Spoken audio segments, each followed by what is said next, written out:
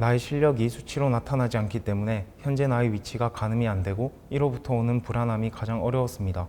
이런 부분은 걱정할 시간에 당장 할 수 있는 것만 하자라는 마인드로 이겨냈습니다.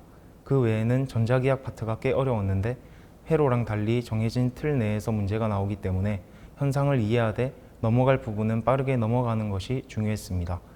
저 같은 경우에는 시험이 임박했을 때 상당히 실력이 많이 올라왔었습니다. 그래서 그때부터는 좀 더 현상을 이해하는 데 초점을 두고 공부했던 것 같습니다. 이처럼 초반에는 적당히 이해하고 넘어가는 게 가장 중요하다고 생각합니다. 면접 준비는 면접 한 달 전부터 해도 충분합니다. 사실 시도스쿨에서 제대로 배웠으면 면접 준비는 아주 간단합니다. 저 같은 경우에는 관심 학교의 면접 후기를 분석하고 기출 및 예상 질문과 이에 대한 답변을 저에게 맞게 작성하였습니다. 문제로 쉽게 풀 수 있었고 개념적으로 알고 있는 내용이라도 막상 준비가 안 된 상태에서 입 밖으로 설명하기가 쉽지 않았습니다. 특히 저 같은 경우는 말을 정말 못해서 만들어둔 자료를 집에 가는 길이나 자기 전처럼 짬이 날 때마다 계속 봤습니다.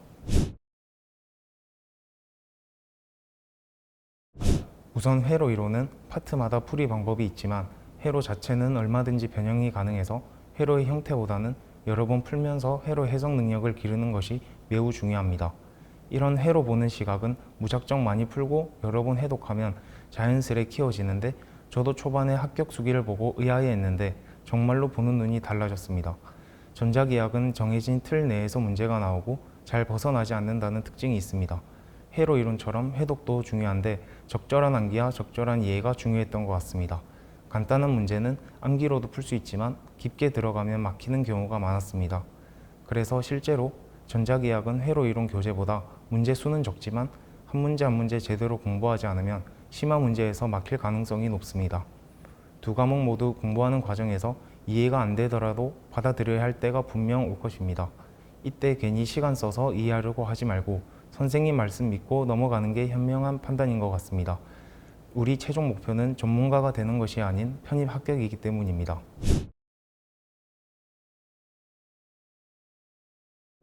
저는 편입 공부 시작하기 전에 꼭 합격 수기를 보는 것을 추천합니다.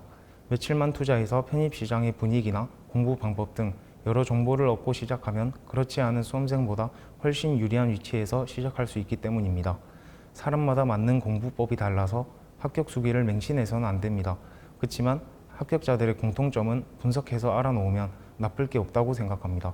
저 같은 경우도 부산대, 경북대 전기공학과 합격 수기를 모두 보고 많은 도움을 받았습니다. 두 번째는 장기 계획과 단기 계획을 잘 세우는 것입니다.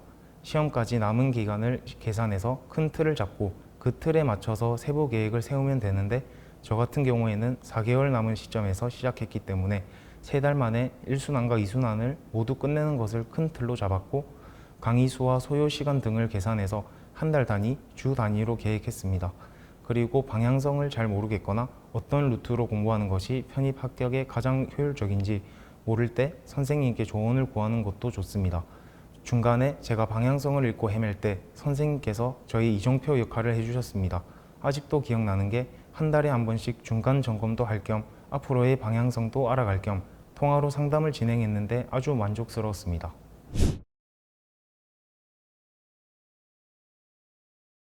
경수 편입은 영어 수학만 공부하는 반면에 전공 편입은 편입학하려는 학과의 2학년 전공 과목을 공부해야 하기 때문에 실용적인 부분에서 차이가 난다고 생각합니다. 제가 편입하고 한 학기 다녀보니까 확실히 전공 편입을 선택해서 다행이라는 생각이 들었습니다.